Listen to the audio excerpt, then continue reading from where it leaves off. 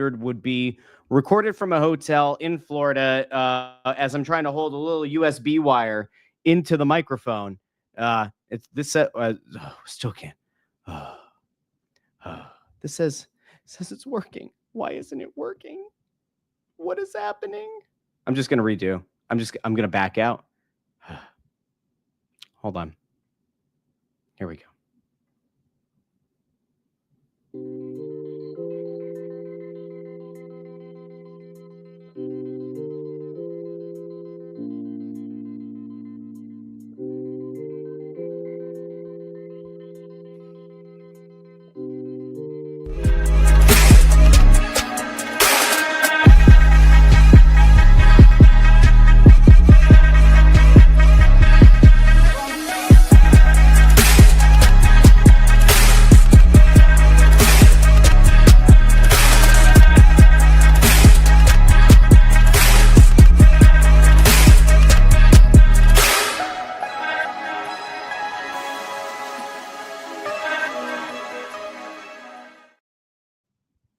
Welcome to the Russ Joy Show. I'm Russ Joy. Figured that out because you're smart. It's also the name of the show. It's the third time I've tried to do that.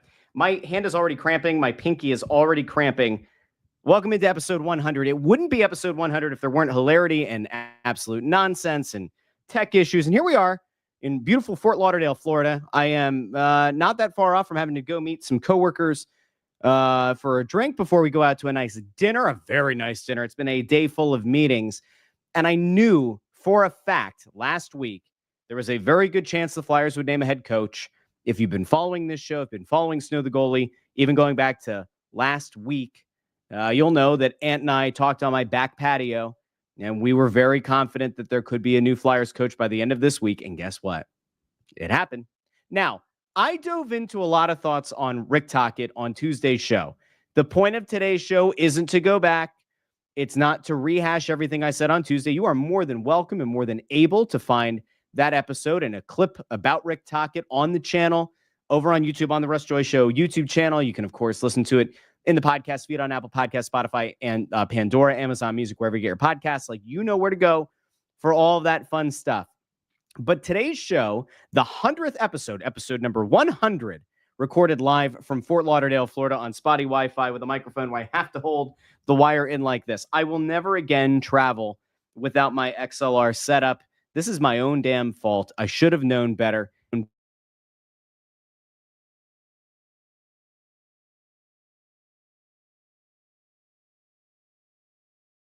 This happened like 7 times yesterday, right? Where the wire falls out. There's like a spotty little connector in here. And I ended up switching over to the AirPods, which I might end up doing. If this drops out like 2 or 3 more times, we're going to go AirPod quality audio. It's going to be horrible, and we're all just going to deal with it together. But it's episode 100. There are no flowers. There are no balloons. There are no exciting things. Speaking of balloons, I do want to wish my dad a very happy birthday. I think it's the first time in my life I have not been home or home adjacent for my dad's birthday, which is kind of weird. But I called him today.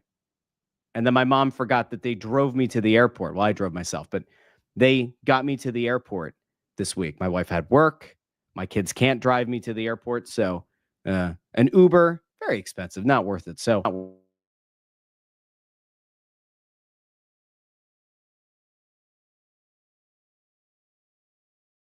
right, I switched over to AirPods. I'm not doing with this mic. I'm done with the wire. I'm done. It's not happening anymore. So hopefully we're okay. Hopefully this can be heard. I don't know if the internal microphone on this computer is any good. I could go there. Let's do a test. You guys let me know in the comments while we're going. This is what AirPods sound like. And this is what it sounds like coming out of the computer. So you guys can let me know. I will sit here and I will patiently wait for the next like 15, 20 seconds. You can tell me what sounds better. But I'm not plugging the microphone back in. I can't handle it. So if this is better, if the computer laptop mic is better, then I'll just roll with that. I think that's where I'm going to go. All right. Let's pick up where we left off on Tuesday, because as soon as it became abundantly clear that Rick Tocchet was going to be the coach of this team, people have gotten themselves worked into a frenzy. There have been countless examples. If you go on Twitter, if you go on Facebook, an incredible amount of people hate this hire, have hated the concept of this hire for well over a month. And I want to pull back the curtain a little bit. I want to take you back to the first time that I remember hearing Rick Tocchet's name being mentioned around the Flyers. This goes back to John Tortorella's employment, right? If you even go back a full year, right? Go back a full year to the Torts benching of Sean Couturier.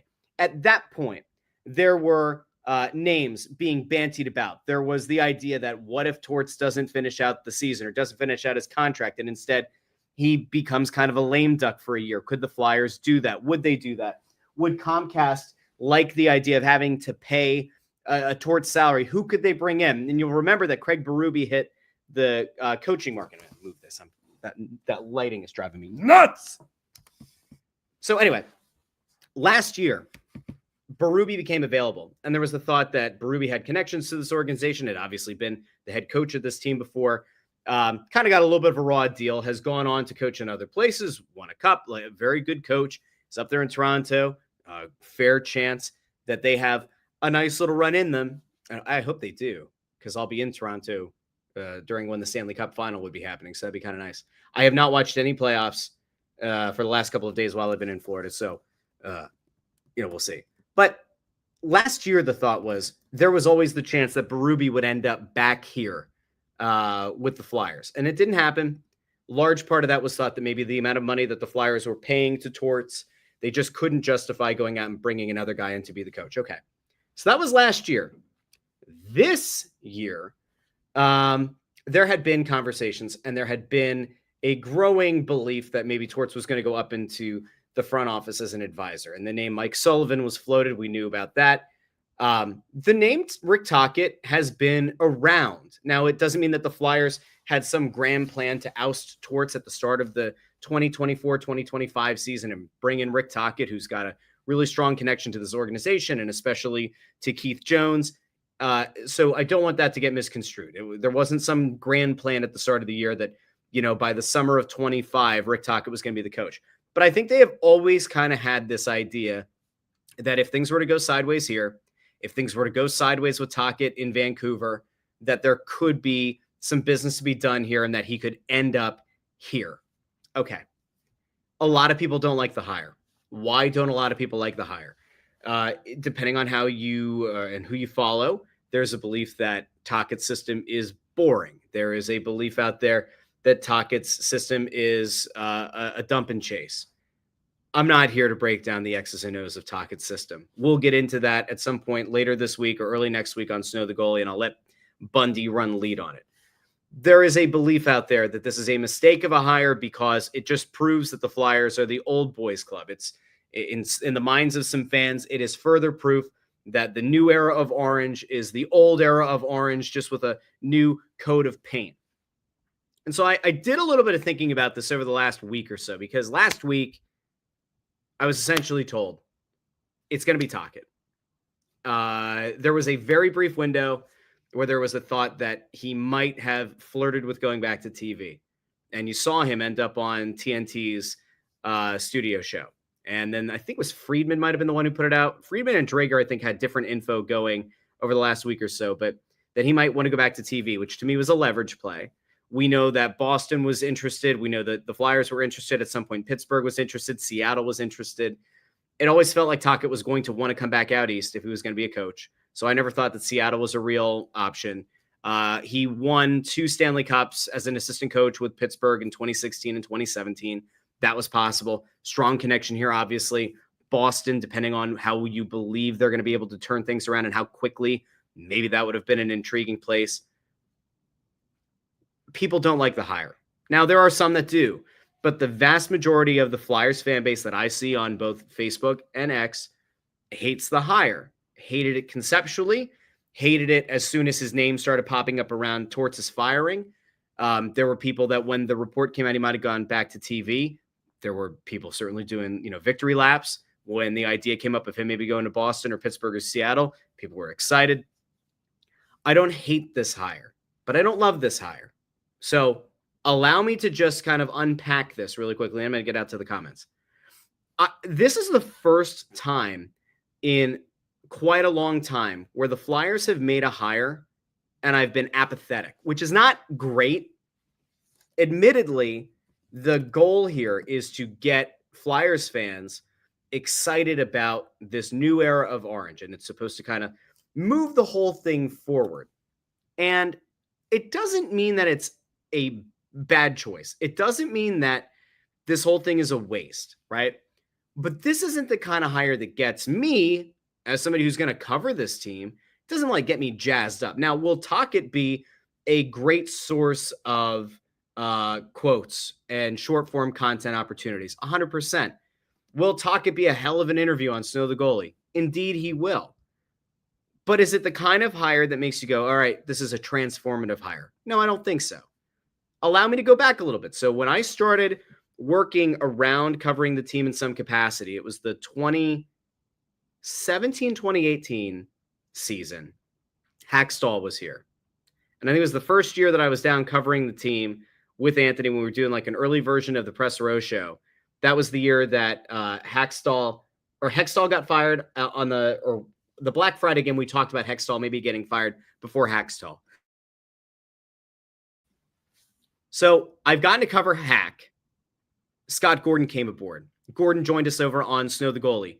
Fantastic interview. I liked Scott Gordon a lot. I thought that he did a great job of speaking to like the modern player. So I liked him. The Flyers brought in Alain Vigneault, who had never won a Stanley Cup, but had taken two different teams to a Stanley Cup final. And conceptually, I liked that hire. I felt like that was the kind of thing that maybe pushes this thing ahead. And while I didn't think that the team was going to light the world on fire, I liked it because it felt like a good proven track record. And it was a guy that I thought could maybe get a Flyer squad over the hump. Vigneault didn't work. Mike Gill was an interim coach. He wasn't very good at anything. Tortorella's hiring. On one hand, you go, that should be something that could take a mediocre squad and kind of get them up and over the bump. The problem, of course, is that in the timing of that hiring, Chuck Fletcher was here. He was trying to put some Band-Aids on things. You kind of knew that he was going to lose the power struggle ultimately to Torts, and he did. Tortorella cast a very big shadow. Some believed that he might have had more influence, or maybe had more influence than a head coach should have on the roster construction. You know, did he have more authority than Danny Briere? There were those kind of questions, those kind of narratives kind of permeated the last few years. And I said that once Torts got let go, this hire has to be one that is made between Danny Briere and Keith Jones. They have to put their stamp on it. And as the process kind of played out from Torts' firing through today, when it was officially announced that Rick Tocchet became the 25th head coach in the history of the Philadelphia Flyers,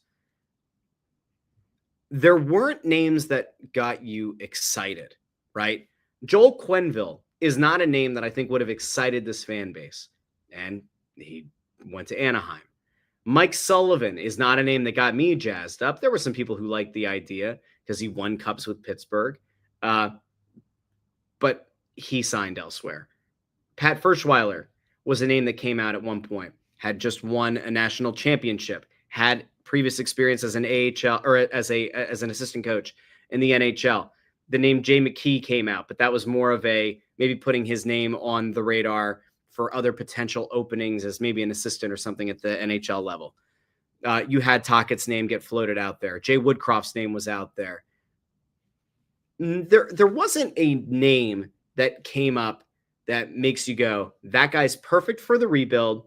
That guy is the perfect player development coach. And that's the guy that's going to grow with this Matvei Michkov-led young core and push this thing forward for the next 7 or 8 years. That guy didn't exist. Some would have said that David Carl could have been that guy. He was never going to come here. I just don't think that it ever made sense. And I don't know when he's going to go to the pros. Eventually, you would assume that he will. But I don't think it's going to be anytime soon, and he signed an extension with Denver. So I guess all of this is to say I don't think there was a perfect candidate out there for the Flyers, which is kind of why I kept landing back on Brad Shaw was the right guy, right? Because you could hire him on a shorter-term deal. The annual money wouldn't have been exorbitant. And he's done a good enough job of developing players and building rapport with these players that I thought he made sense as a short-term hire. And maybe the team would prove that the little run they went on at the end of last year wasn't a fluke and that he can connect with this group of players in this locker room, which is a still relatively young team. Tocchet getting hired doesn't change any of that. And the one thing that I'll take as a big positive is the way that Quinn Hughes talked about Rick Tocchet. And that's the kind of thing that I do want to take a look at when I think about, like, all right, if there is a positive to come out of this, I look at Quinn Hughes' comments about Rick Tocchet, because while I kind of threw out the joking idea of like, oh, the best thing that could possibly happen to the Flyers is that Tocchet comes here and then Quinn Hughes is going to make his way over here. That wasn't going to happen, right? He's likely going to end up going to New Jersey if he eventually leaves Vancouver. But I had the quote here from Quinn. I just lost it. I'll bring it up. But he was pretty effusive in his praise of Rick Tocchet as a head coach. All right, here we go. So Quinn Hughes said back in April, he's an amazing coach. You look at me individually and my game, he's been amazing for me, amazing for a lot of guys. He's just a great person, first of all. That's a guy you want to compete for, you want to play for. He's a terrific coach. Last year, he won the Jack Adams Award, and this year, I think he's probably been even better. But whatever he does, it's his decision. Obviously, I'd like to think we have him back, and I think he knows that. So that's Quinn Hughes. That's arguably your most important player if you're a Canucks fan. Now, in fairness, it is very, very hard to envision a scenario where Quinn Hughes ends up here. But if you're thinking about the next stage and the next level of taking this rebuild to being something that does ultimately create sustainable winning, you're going to have to attract players. And so maybe, just maybe, part of the Tocchet hire here, right? Because if let's just assume that Danny Briere was in the same mentality that I was. There's not a transformational, generational coach available. If you're comparing Pat Ferschweiler, Brad Shaw, and Rick Tocchet, do players really know Pat Ferschweiler? Or are they going to be attracted to playing for him as free agents? Maybe not. Does Brad Shaw move the needle for free agents? Probably not. If Tocchet gives you an advantage, not in 2025, but with a 2026 free agent class, is that the kind of thing that gives you that little bit of an edge? You know that you're going to have a lot of cap flexibility coming up in the 2026 offseason. Is that the deciding factor that leads you to go out and get a Rick Tocchet? Now, mind you, I broke all this down on Tuesday. There was a horrific, toxic breakdown in that locker room in Vancouver last year with Elias Pettersson and JT Miller that led to JT Miller getting jettisoned into the sun, getting sent to New York. And like, we have to at least acknowledge that some of the responsibility for not being able to smooth that over probably falls a lot on the locker room. It falls on leadership, but does it fall on the head coach? Part of it might. We don't know. It'll kind of be the responsibility of the assembled media at some point. It probably won't be at an introductory press conference, but at some point it's going to be asked. It has to be asked. And it's not because you think that there are rifts in the Flyers locker room right now and you don't want those to fester and become another Pettersson versus JT Miller situation, but like, it's a fair question to have of the head coach.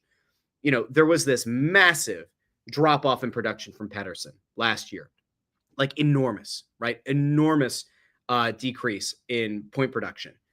But I think it's a fair question. You know, what happened? What happened within that locker room, within that dressing room that led to those two players being at odds and Vancouver having to move off of one of them? What happened, right?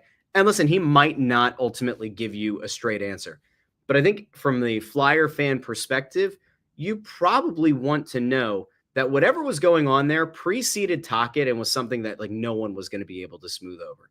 And maybe just having that little bit of kernel of truth, that little nugget to kind of put in your head makes you feel a little bit better. Because ultimately what you don't want to have happen is you don't want there to be a potentially toxic situation here. Now, in fairness, this is a locker room that has largely been viewed as anti-ego, not a group of guys that have players with oversized egos that outweigh their production on the ice.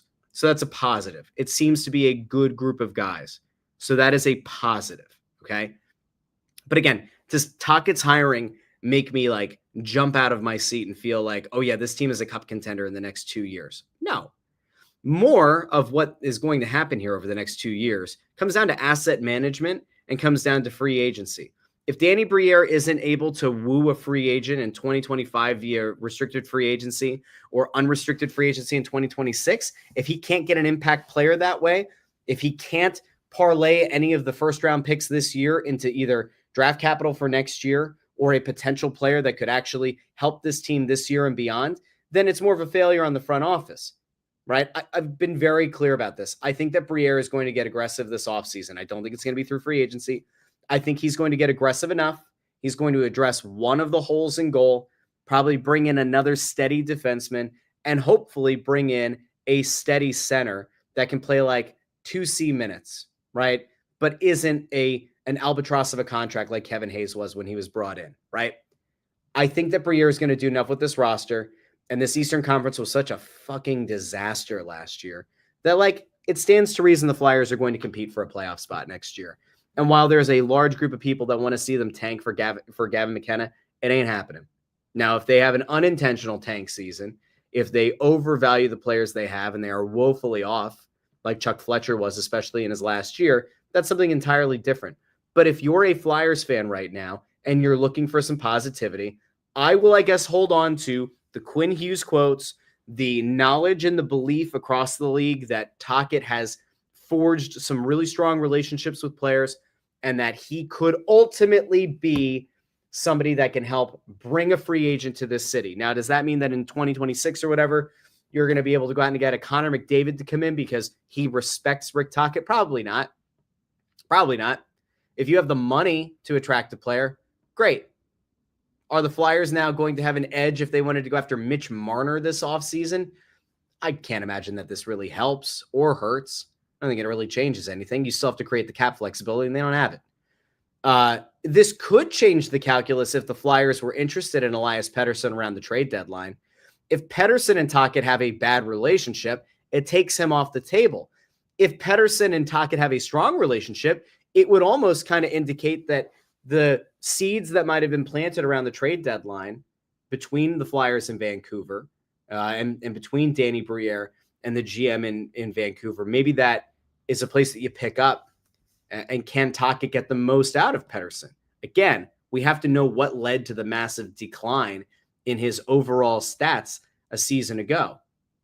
Now, is Tocchet a great coach? I don't know. He won a Jack Adams Award 2 years ago. And then he oversaw a team that woefully underperformed this year and a team that had this awful incident. Okay. I don't know. So when I said to you guys before, like, I'm apathetic about the hire, that's where I'm at. There are potential positives. And if ultimately he helps to recruit a legitimate free agent to this town, whether it's this year, maybe it's getting a guy who signs an offer sheet to fully buy into and believe in the vision here, great. If he's able to help you woo a free agent in 2026 and it's somebody who fundamentally changes the trajectory of this team, great. If that was a big part of the hire, awesome. So I do want to take you to some of the comments here, and I want to give you the comments that came out from the press release in case you missed it, because I think that Danny Briere, Keith Jones, and Dan Hilferty all kind of pointed in the direction that maybe the free agent thing is part of it. Like, maybe it had something to do with his hiring. So I do want to have the option there. I do want to kind of say that maybe there's a little bit of something to the idea that Tocchet could be a guy who could maybe bring some people in. Let me see. I'm actually going to bring up the Briere quote here on the screen. So hopefully you guys are going to be able to read this. I did fix the issue that prevented me from doing this on Tuesday. So we have this now. So here's Danny Briere. His comment on the hiring of Rick Tocchet as head coach. Danny says, I am very happy to welcome Rick Tocchet as our head coach. During this process, it became clear that Rick was the absolute right coach to lead our team. He has enjoyed the highest level of success, both as a player and coach. Rick's ability to teach and understand his players, combined with his passion for winning, brings out the best in young players at different stages of their development and has earned the respect and confidence of highly talented all-stars and veteran players alike. So there you have the idea of development. You have the idea of young players appreciating and liking him and veterans and all-stars liking him. That to me reads like We believe that Rick Tocchet is going to help us acquire players, make Philadelphia a destination again. Will it happen? Remains to be seen. Will it happen? You have to kind of hope so. And if he doesn't help you recruit free agents, if this hire doesn't ultimately get you elite talent, well, then I don't know. I don't know what that means. Dan Hilferty had the following to say as well. He said, from the first conversation I had with Rick, it struck me how deeply he cares about the Philadelphia Flyers, our city, and the fans. Rick's track record speaks for itself. He has not only been successful at different stages of his career, but he has a way of connecting with his players and staff. I strongly believe he is the ideal person to unite and lead us toward our ultimate goal of building this team into a perennial contender again. Keith Jones said, we are thrilled to have Rick lead our team into the future. What is impressive about Rick is that players gravitate towards him and develop a strong relationship in the process. There is a genuine trust that he will do everything he can to bring success to the team. So you take Hilferty saying he deeply cares about the organization, the team, the city. You take Danny's comments and Jonesy's comments really implying that players love playing for this guy, that they forge a bond. There you go. Like, that to me is the vision. He's going to come in here and he's going to be able to bring players along with him. But we have to find out. The Quinn Hughes quote is great. But again, a lot of questions around the JT Miller and Elias Pettersson thing. So I want to go out to the comments here on YouTube, X, and Facebook. And then I got to tell you about the latest on the Matvei Michkov situation, because if you missed it, there was a car crash that happened, was it yesterday? I mean, Dubai time is kind of weird. I think it was yesterday. Matvei Michkov, there was a car rental that he was apparently in the passenger seat. There was a salacious story that was going around that has since been refuted. Now there are claims of extortion. We're going to get there in a little bit. But before we do, I'm going to get to the comments here really quickly and see how people are feeling about the Tocchet hire. So if you haven't done so already, you like the video, share the video, subscribe on YouTube, drop a comment. If you're on X, you have to click the video first, go into old Periscope mode, drop a comment there. All right, here we go. Obi-Wan says, yeah. Ford says, during dinner time? Yeah, can't stay tuned, unfortunately, although I did see Ford stayed. And says, art show at the Sun School at 6. All the best. All the best. Let's see. A bunch of stuff we have to go over. Okay. Kenny Jones says, happy 100th episode. Thank you. Steven over on YouTube says, breaking news, Russ Joy has joined Rick's staff as the power play coach. Could I be a worse power play coach than Rocky Thompson? Yes, I could be. I actually could be. I could be significantly worse. D. Milla over on X says, the real Rocket Tocchet. KW1323 on YouTube. Totally underwhelmed by this hire. Just seems the same old era of orange. Lantros 2 over on YouTube. I'm on the fence with Tocchet. Obviously a very good coach, but is it the right team, right group of guys? Can he get them to buy in? We'll see. I think it's a fair way to look at it. The Jack Adams thing is kind of tricky.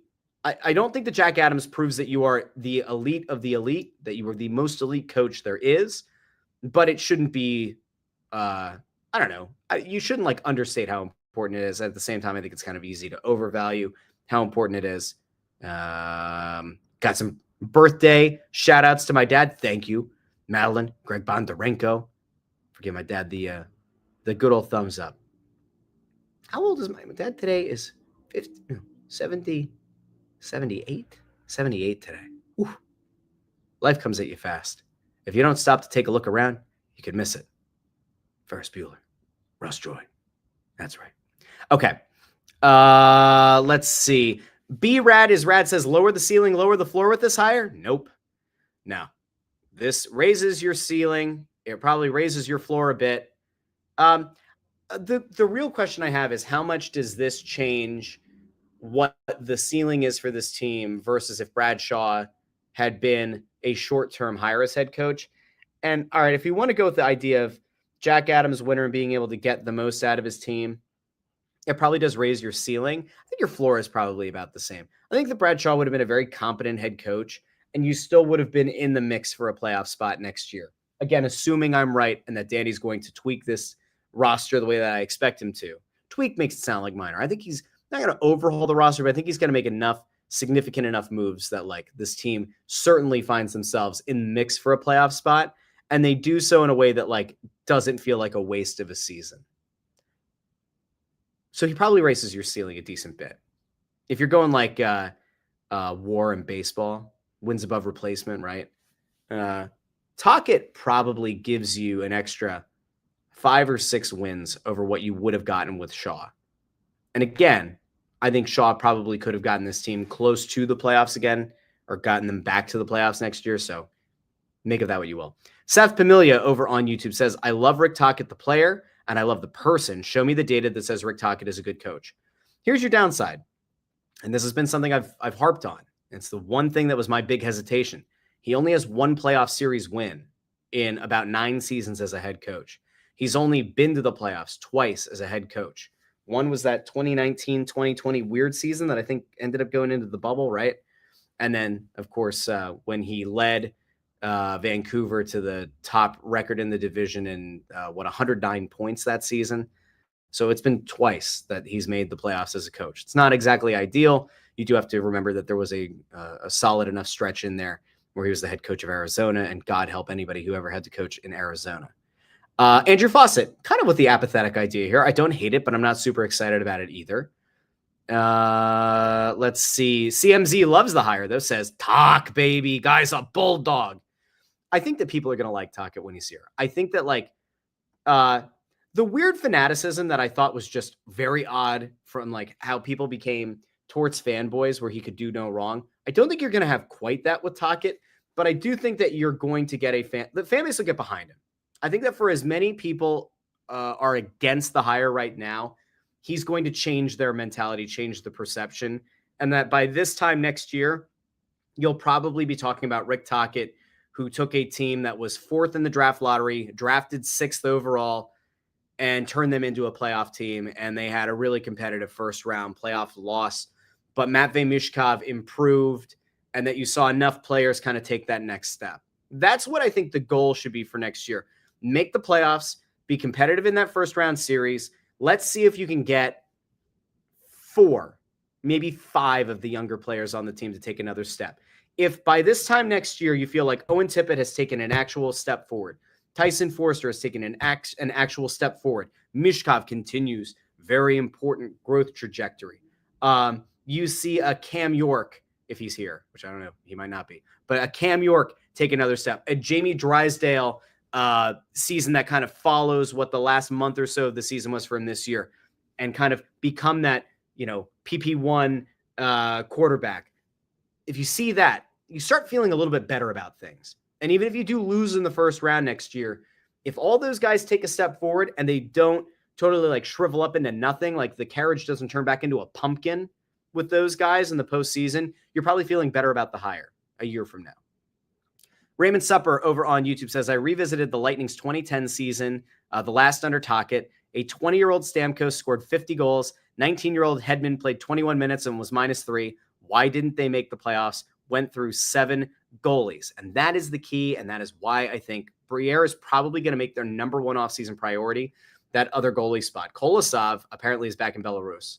I think his NHL career is effectively done unless there's a team that is so hurting for goalies that they want to guarantee him a backup spot in the NHL, but I don't see that happening. And then, of course, you have the question around, like, what are the Flyers going to do with Ivan Fedotov? Could he just go back to Russia? Maybe.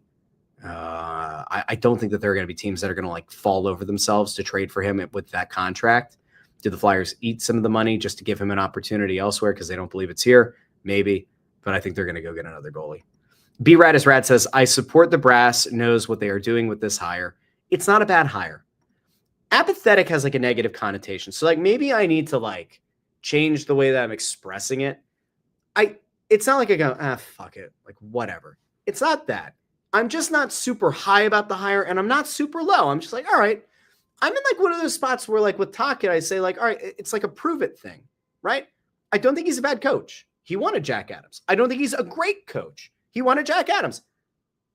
It doesn't move me. It doesn't spiritually move me. It doesn't move my hockey spirit. But it also doesn't make me want to light myself on fire. So I don't know. It could end up being a really great hire. I'm open-minded. open-minded. Andrew Fawcett says Torts wasn't going to be the coach next year, whether he was fired or not. I don't know. It's funny because a lot of people who were of the belief that Torts was going to end up in the front office when the firing went down were like, oh, no, that was never going to happen. But there was a lot of smoke around that for a good long while. I just don't know. I think that if Torts had made it to the end of the year and things hadn't gone really sideways and Sullivan hits the market, I think Sullivan had a better chance to be your head coach here. But it was very clear that was never going to happen once Torts was let go. And by the way, the Rangers are a much better situation if you're trying to, make a run to the cup next year. It's not even close. Chris Freed says the more things change, the more they stay the same. I get the mentality. I do. Landris 2 says, I can honestly say not one of the candidates got me excited, so it's basically meh. Let's just see how it goes. Video guy Amadeo says, I'm at Acme. Does anyone need anything? Yes. But it's going to take too long to get it down here to Florida, so that won't help. JMJR13 says, I'm not thrilled, but I don't hate it. To me, number one priority is still fixing this roster and getting difference makers on this team. Once the roster takes shape, then we can decide on the coach and system. I think it's a fair way to approach it. And again, that's why I said I think so much of this falls on Danny, right? I think Danny's got to get aggressive this offseason. I want to imagine that the Flyers are going to go after a restricted free agent. As we all know, Wyatt Johnston was my target. He re-upped in Dallas. He's off the market. I would like to see Danny at least explore restricted free agency. And I get the notion that there are going to now be teams that are going to say, oh, you can't possibly go after an RFA because I don't know if you saw what happened with the New York Islanders this year, but they jumped up to number 1. They jumped 10 spots to number 1. You can't possibly get rid of the first round pick now because there is a chance that if you trade your pick and you miss the playoffs next year, you could have had Gavin McKenna and now he's gone. Those people need their heads examined. The likelihood of you seeing a team jump 10 spots again next year to get the number 1 overall pick is practically 0. I mean, it might even be less than 0. It might be a negative percentage. It can't be a negative percentage. I'd say it's like a 2% chance, probably even less. Just because something stands out as an anomaly doesn't make it the truth going forward. It doesn't mean that every year now you're going to have one team that jumps up from like 16 and they move up the 10 spots they can, and now they're going to pick at 6. And ooh, it doesn't necessarily mean it's going to happen. It doesn't. Okay. Colin Gamble says, I fear it's just a new era of mid. It is a fair critique. It is a fair criticism. It is a fair feeling for you to have, but I don't think it's going to be a new era of mid because I have talked to these guys, the front office, away from the camera, and I do think that there is a very clear understanding of how you build a team in this league, and I just don't think that they are delusional like Chuck Fletcher was, and I don't think they're going to totally dismiss their scouts the way that Ron Hextall did when he picked Nolan Patrick. I don't think that's what these guys are. I do have some faith in them that they are going to be able to build a better team. Eric Wisniewski on YouTube thought that Tocchet was going to go to the Penguins. I think a lot of people thought that was a legitimate chance. Madeline Kemp says, or Madeline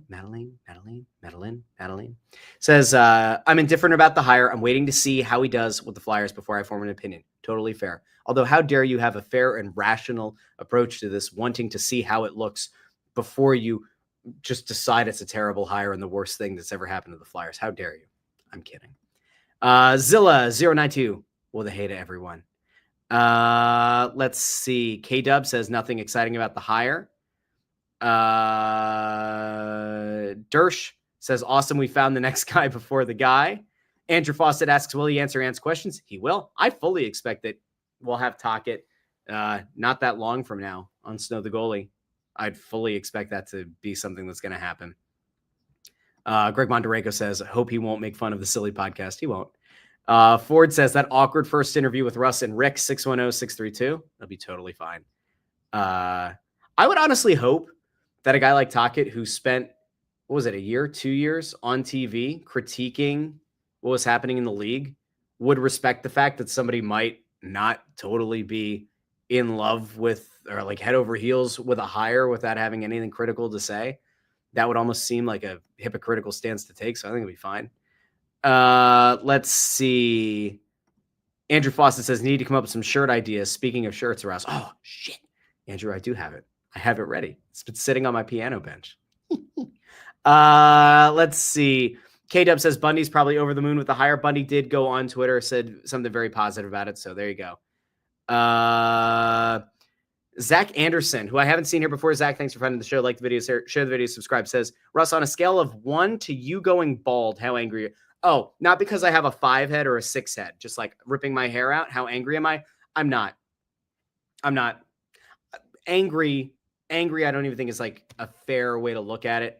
It's not the hire that I wanted at the start of the offseason, but it's not one, on review that I feel is like a catastrophic one. I thought when Torts got hired, it was a really bad idea because it was going to lead to a power struggle with Fletcher and that he was going to raise the floor of the team too much. And I thought that, like, based on that team that Tortorella was coming in to coach, they needed to tear it down. In this case, like, I think they've done enough of the tearing down. They've gone about as far as they were going to with the tear down. And so, like, I can't be angry. I just can't. Is there a coaching candidate out there that would have actually pissed me off? No. If they brought in Quenneville, I would have had legitimate questions. Like, how do you go from Tortorella to Quenneville? No, I don't think there's anybody that would have actually pissed me off. There was the rumor going around that Luke Richardson might end up getting hired as an assistant. That has not gotten confirmed yet. So make of that what you will. Let's see.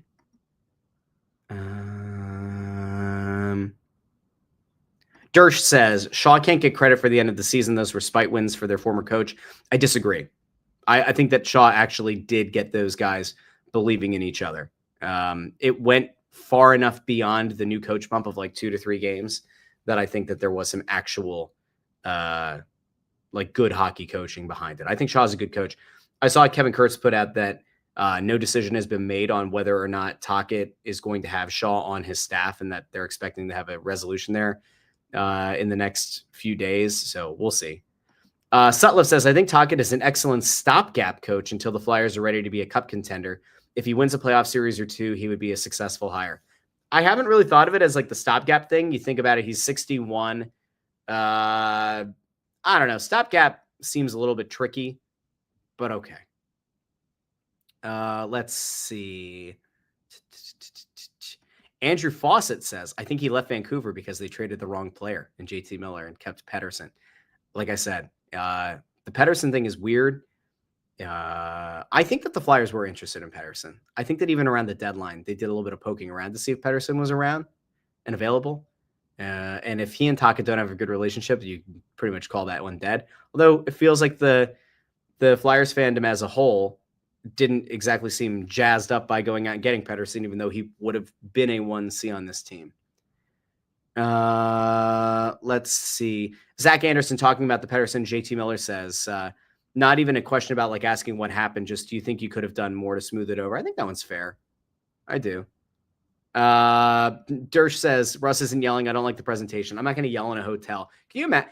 Like, those of you who watched on Tuesday or listened in the podcast feed, like, so this hotel room is like, okay, it's fine. It's a good hotel, right? It's not anything that my company's great, so it's not them. This hotel is advertised as like being on the water, which is great, except my room is not on the water. My room is butted up against a parking lot. And not only that, but I got in here the first night and the toilet wouldn't stop running, which is not ideal. And I couldn't control the thermostat, also not ideal. And the fridge didn't work, also not ideal. And it wasn't a cheap hotel. So I was like, this should be better. And so yesterday when I was doing the show, I don't know, like what's the official word that you use for the guy I think is more than just a plumber. Not that being a plumber isn't like good, like the handyman of the hotel or whatever came in to like go fix something, and they was like knocking on the door a bunch of times, and I'm talking into a microphone, and they tried to talk to me while I was doing the show. It was a lot. There's a lot yesterday, but I'm not going to yell because it would just be crazy. Okay. Yukon 456 says, I heard Tocchet drove Michkov off the road. Is that true? No, but we are going to get there in a second. Tony Louis says, new era of orange is just shill code for same shit, different day. I get why people feel like it. I do. DD Skinner says, thank God you don't have the opinion that Charlie has on us older folks saying we love it. No, we don't. There are some people who love the hire, and there are some who don't. I don't think it matters how old you are or how long you've been a fan of the team. I don't think that necessarily dictates or indicates, universally that you love or hate the pick at head coach. Linda Joseph says, meh, same old with this organization. Love Tocchet, the player, but Dump and Chase went out with MTV playing music videos. TRL, baby. Zillow says, I think everybody needs to chill and will be pleasantly surprised. This is a great hiring. We're going to see.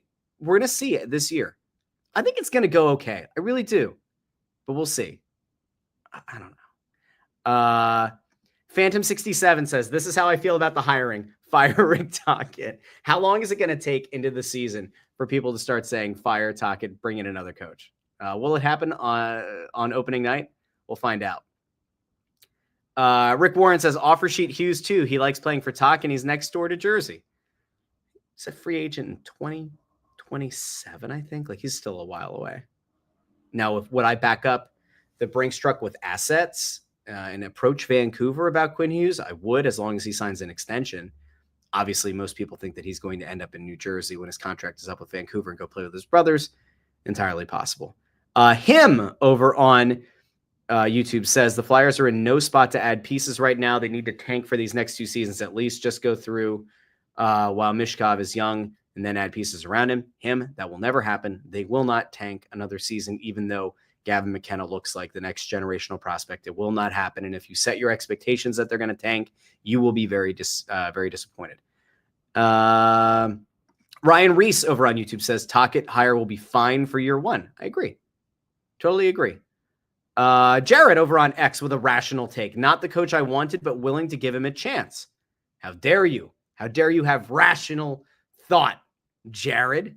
Greg Mack says, I'm all for Tocchet, but he should be forced to wear a mullet wig like he sported when he played here. I like that. I think that might end up being, I think it's that for sure. Let's see. Steven thinks that I'm 38. I'm not 30. I'm 34. I just have lines on my head and I look old because I have 4 kids. And if you don't have 4 kids, you won't understand the exhaustion of it all. Yeah. Let's see. Joe Fisher says the Flyers need a center, goalie, and to do something with the defense. I think they're going to. I do. I think they're not going to get a 1C, a 1D, and a 1G this year, but you can start to kind of chip away at some of them. Eric Wisniewski says, I feel like Rick being back at home will make him a better coach. As a player, he was a blue-collar player, gave fans what we wanted. He knows what Philadelphia is about. I believe he will install that. Can I just say really quickly, here is the thing about Tocchet. The guy understands Philadelphia. You can say what you will about how important it is, whether or not a head coach or a player or an executive knows what it's like to be in the city that they get hired, right? You can value that however you want. Philadelphia is a totally different beast, man. It is a totally different beast. So being somebody who has played here, who has coached against this team, who understands what it's like and what the mentality of the Philadelphia fan is, that does matter. You can't go out of your way to like applaud coaches and executives for having good social, emotional intelligence and then like not count that when a hire is made. Rick Tocchet gets what it is to play in Philadelphia. He had 2 stints as a player here. He gets it. And he's not somebody who's going to like wilt under the bright lights of being in Philadelphia. So I view that as a positive. Rick Warren says players like playing for Tocchet. Maybe that'll help get some better talent. Correct. Steven says if we can get some talent, this could work out. Exactly. Eric says, I feel like Rick won't make players miserable and will let Michkov play his game. Listen, make no mistake about it. Okay. Tocchet will be able to coach Michkov how he wants. However, he's not an idiot. So much of his success as a coach this year is going to be predicated on Michkov being successful, not hitting a sophomore slump, not hitting a wall. Okay. So make of that what you will. Greg Bondarenko says, if a free agent sees the Flyers improve and a bright future, I can see 2026 being a great chance to lure players with the money they'll have. Correct. That's why I think it's more of a 2-year build here through free agency. Bus Campers says, not my preferred pick, but hopeful this works out. I'm assuming Shaw is on the staff. Again, there has been no decision made yet about whether Shaw will be here. Remember, it was Shaw and Dillabaugh, the goalie coach, were the only 2 that were retained from last season's coaching staff. So if you're the front office, you want to give Rick Tocchet his ability to get his, like, pick his assistants. I will point out that it has been, at least in Philadelphia, the tradition, I guess, or the modus operandi has been sometimes the front office has an assistant coach who is more their choice, and then there's another one who ends up being like the head coach's choice. You kind of try to appease both sides. I would expect that Shaw is going to be here, but, really depends. Stir & Co. says, do you think Philly should have kept Kuzmenko for the Russian connection with Michkov? No, not necessarily. And again, if they really wanted to, they can go after Kuzmenko again in the offseason. I don't think that should have been a determining factor in anything. Joe Fisher says, Tocchet talks to his players and likes to teach. There are reports Torts doesn't. Yeah, correct. Him says, I think Rabenkin will be a great fit for the Flyers next season and would love to see him with Michkov. I think he'll get a look. Mark K over on YouTube says, Mitch Marner, thoughts? I'm not big on paying someone lots of money who's more of an assist guy than a scorer. I think that he'll get a look. The question is, like, I think that it's more likely than not that he's out in Toronto. Could Toronto look to move one of their other big money guys? Could a Tavares become available? Maybe. Do you look at, just double check something here really quick before I totally talk out of my ass, but, like, I'm pretty sure that I have Tavares's thing in my head, like, that I've got his contract in my head correctly. But again, I want to make sure that I'm not a total dolt here before I say it out loud.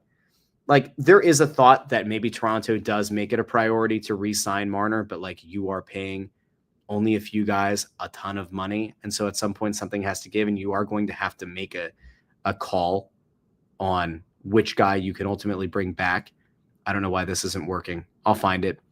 I think Tavares could end up becoming available. And if so, if you're the Flyers, do you consider making a move for a Tavares who's definitely, like, beyond his best days, but do you look at trying to go out and get that kind of guy for next year? Let me see. Is he not under contract? Is he a free agent? And maybe I did. Did I make this up? Did I totally make it up? Let's see. Oh yeah, he's on the open market this year. Okay. So Tavares could theoretically be available to the Flyers. Does that move the needle for you as a fan? I would say that, like, if you're looking for a short-term guy that you would want to put with Michkov, Tavares could be a really good signing. He could be. That is you know what? I could be talked into it. I could very easily be talked into the idea of bringing Tavares in here to give you some stability at center. It maybe allows you to let Lushenko stay down for another year to develop, that you're not rushing him to the NHL like they did with Nolan Patrick. Could Tavares be a passable enough player for a year, 2 years, 3 years? He's 34. I think that there's a potential. It just depends. Like, will he ultimately decide that he wants to re-up in Toronto and do it at a dirt cheap rate? It's possible. I think that's probably where most people's heads would be at, is that Tavares would be hell-bent on staying. Depends. If they lose Marner, and if Toronto gets knocked out of the playoffs earlier than they wanted to again, and they don't really do a lot to improve the squad, then what? I don't know. I lost where I was with the comments there before, so I'm going to try to, like, jump around here because I want to get to this Michkov thing, and then I have to run off to go to dinner with some coworkers down here in Florida. Let me take a look here really quick. Rick Warren says, I could see Forster being the most improved player next season with the coaching change. Michkov too. That would be a real positive. Nick Johnson says, the draft is my favorite part of every season. Danny's the only GM I've seen who says I'm rebuilding and is making the effort to do so, even though we all know the front office is against it. Let's see. Hassan says, I'm so sorry that you guys hired Tocchet. Okay. And he says you guys, so I assume that means that Hassan is not a Flyers fan. I can't make out who's in the picture there. Let's see. Crimson Kate says, this feels like the same old, but I will wait to see who the Flyers draft and especially who Danny signs in the next 2 years. I think that, like, listen, I don't like the idea, right, of always saying, like, oh, you're a year away. You have to be patient. You have to come back next year. But like, you do have to give a little bit of grace to this front office. You can certainly like feel the way that you want to feel about what happened with Cutter Gauthier. You can certainly feel the way that you want to feel about Alexei Kolosov and the Ivan Fedotov situation. But I'd also point out that like the most positive thing to come out of all of this is they were able to get Matvei Michkov over here much earlier than expected. That is a positive. They now have a coach that I think is going to be much easier for them to work with, and Rick Tocchet, and is probably going to be a guy that guys in the locker room are going to enjoy being around a lot more than John Tortorella. Tom Frenney says, I like the hire. I think he's more invested in the organization than Torts was or any other potential hire may have been because of the ties. Players like him, give him a shot. See, we're all about a little bit of positivity here. Purple Crayon says, Ian LaPerriere. I don't know what that is. Maybe as an assistant, I guess is the thought. Maybe. I don't know. Let's see. I really have to skip around here real quick. Mark K says, Kaprizov in summer 2026, the old Chuck Fletcher draft pick. Would be kind of funny if he ended up here. Chuck would probably cry from a distance. Michael Pearden says, could be worse, and glad that they picked a head coach now that they can focus on what really matters, building this team with more talent. I agree with that. I think if this had gone on for a few more weeks, you'd start to get a little bit worried. Draft is next month. You want to have like a cohesive vision of like what you're going after in the draft and in the trade market. Dave Wallace says, let's pray he doesn't try to change Michkov's style. I don't think he will. Stern Co says, Rossi and Kaprizov, future Flyers, laughing, crying face. That'd be pretty badass if it happened. Will it? Matthew Stevens says, can we hire Fish Wiener to take Lappy's place? Let's see. Ford said that he was leaving like 30 minutes ago, and Ford is introducing himself to him. Interesting. Let's see. Yukon 456 says only rational Flyers fans or Russ Joy fans. I think that's good. Is that good? I don't actually know. Let's see. Flyers Purgatory says a coach cannot get fans excited, but he can bore the fuck out of fans or completely turn them off. Yeah, I think that's probably fair as well. All right, let me see. I mentioned being spiritually moved. Ford says Russ is spiritually moved by the new Pope. Is he a Philly guy? 610-632-09. Last thing here. I see a bunch of people talking about Tavares to Toronto and all that. Purple Crayon clarifies. The Lappy comment was about coaching hires. I'd have been really fucking mad. If Ian LaPerriere had somehow become the head coach of this team, I would have been very angry. Yeah. Purple Crayon's right. Yeah, that would have pissed me off something fierce. Not that Lappy's a bad guy, not that Lappy's a bad coach, but like he's not an NHL head coach, or at least not this NHL head coach. Okay. That's where we're at right now on Tocchet. It is episode 100, which means we are like 40 seconds away from going over an hour, which is normal, par for the course with the show. But before we head out, I do want to say really quickly, are you ready for this? Okay. I don't know what just happened with, okay. Here we are. Ready? Michkov. So there was the story going around that Michkov was involved in an accident in Dubai, that there was a car accident in Dubai, and there was a very ridiculous over-the-top claim that was like being made that there was alcohol involved, that there were drugs involved, that there were workers involved, ladies of the night perhaps involved in the accident, and that there was a thing going around that like, oh, Michkov somehow got to Dubai without a passport. That's illegal. He wasn't driving the car. That's illegal. It was in his name. Blah, blah. So then we get clarification early this morning, and it was a report that went out through a Russian site, Match TV. And so I'm going to just kind of walk you through this really quickly to kind of give you an idea, because when I saw the picture come out of the car being smashed, we'll throw to that really quickly. When I saw the image of the car, it's an expensive car. It's an expensive rental. You're in Dubai. A lot of Russian players like to go to Dubai in the off season. So that's not unusual. Really nice BMW here.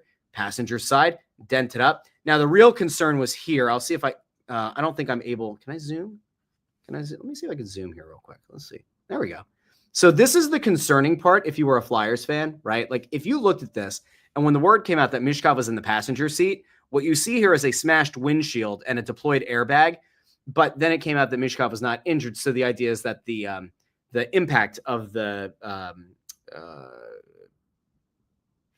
the airbag is what ended up causing the damage to the windshield. So from all accounts, Michkov not injured. So that's good. But we saw that damage and you're like, holy shit, like what happened? When you start having like the alcohol thing and the drug thing going around, then you're going, oh shit, like this is about as bad as it could have been. Well, don't worry, friends, because the Match TV report is what is the most notable, because the Match TV thing introduces this idea that there was extortion going on and that Michkov was essentially robbed. So the whole, like, did he have a passport? Did he not have a passport? What happened? Now, again, can I confirm the veracity of the reporting of Match TV out of Russia? No. But I would like to think that this is a much more logical take on what happened versus, the salacious claim that came out yesterday. So let's just kind of break this down really quickly. So Match TV claims that Michkov requested that his lawyer make a special statement to Match TV to kind of clarify what happened. And so this is a translation and all that, so it's not going to be perfect. But the situation, according to Match TV, according to apparently Michkov's lawyer, is that Michkov and his friend rented a car. There was an accident. Michkov was in the passenger seat. The driver was sober. No alcohol test was taken from Matvei. He had not had anything to drink, alcoholic. From the point of view of the UAE laws, no questions. Like there is nothing that he did that was illegal. He hasn't committed any kind of offense in the territory of the Emirates. He is, he's like not, there's nothing concerning around him in the eyes of local law enforcement. Moreover, the owners of the car rental service illegally have his passport, and presumably the drivers or somebody else who was in the car, but they illegally have two passports, one of which is Michkov's, illegal. It is apparently a crime that they're withholding those passports, according to the laws of the UAE. Moreover, the owners extorted about $100,000 from Michkov, and that information about him would not be disseminated in the media. There's evidence in the form of screenshots of correspondence sent to Matvei Michkov by the owner of the car rental company. There's also testimony from witnesses who have already confirmed it. So you have that. And then there was a second part of this, which we're going to go through this really quickly. So Michkov apparently tried to contact a local lawyer due to the fact that his passport had been illegally confiscated. And so the terms extortion, blackmail, money laundering have all been kind of thrown out, which is just wild. Apparently his attorneys have already gotten things kind of rolling. So now it kind of falls to Dubai's Department of the Economy. Listen, there is a lot of crazy shit. And this is like one of those times where you just go, could Matvei Michkov have just gone to vacation here in Fort Lauderdale? Could he have maybe gone to Miami? Could he have gone to Maui? Not saying anything against Dubai. And again, a lot of Russian players find themselves in Dubai. I think was it a year or two ago? We saw the picture of Ivan Fedotov in Dubai. So like, it's not an uncommon place for Russian players to go in the offseason. So it's not that. But holy shit, man. Like at some point, now he's young, he's 20. I get it. There has to be a conversation, and I'm sure that there will be a conversation between the Flyers and, Matvei Michkov and his camp. That like, you're a pretty high profile player. You're a rising star, and extortion attempts are going to happen, and you need to make sure everything is on the up and up. You're no longer flying under the radar. You are a widely known player, and your star is only going to continue to expand. You're only become a bigger star in this league and internationally. He's going to have to be a lot more careful. So the good news coming out of it, again, reports are kind of tricky, right? And the veracity of the reporting is kind of, tricky. But it sounds like he was okay. The other people in the car were okay, which is ultimately what matters the most. But the extortion things, the passport being confiscated, not great. Not great at all. Let me see. I'm going to come back over to the comments here really quickly, and we'll go probably call it from there. Yukon456 says, Mish is a good boy. Video guy Amadeo was right. He did send me the tweet at 6 a.m. Let's see. Yukon says, Michkov is tough. He could have broke the windshield with his head and been perfectly fine. Joe Fisher thinks that there was an accident because Bird pooped on the driver. I don't think that's true, but who knows? Sterenko says, was Fedotov driving? Damn it. No, if Fedotov was driving, there wouldn't have been a driver's seat. He would have sat in the back seat because his legs are so long, because he's so tall. UConn has an accusation there about towards throwing a spike strip. No. Nick Johnson says, can't believe he's not in beautiful Wildwood with all the beautiful beer cans. Yeah. UConn says, no fast cars for any of our good players. The bad ones can, though. So there you go. Anyway, listen, I appreciate everybody being here. I have no idea. I see that Tony Louie and Ford are talking about the video quality being bad. I can't do anything about it. There is no Ethernet port in this hotel room. Episode 100 of the Russ Joy Show. We finally made it. It's 100 episodes. The channel got over 1,000 subscribers, a week or two ago. It's really fun. So if you haven't done so already, like the video, share the video, and subscribe. Usually the video quality, the audio quality is significantly better in the home office. But listen, I promised you that I was going to go on the road. I was going to travel with my stuff, and we're going to do a show. So it's, all kinds of fun stuff. Bus Camper says, congrats on 100. I appreciate that. Wizards Tap, thanks for being here. Zilla, thank you for being here. Stern Co, thanks for being here. UConn, thank you for being here. UConn also saying, can't wait for episode 1000. Steven asks, question, when's the Snow the Goalie show? I know Bundy was unavailable today. I think he's unavailable tomorrow. Ant and I might do something late tonight, unlikely. Maybe very early Thursday. I would think that by the end of the week, there should be an episode. But I have to promise you that we will do everything we can to try to get a new episode of Snow the Goalie out.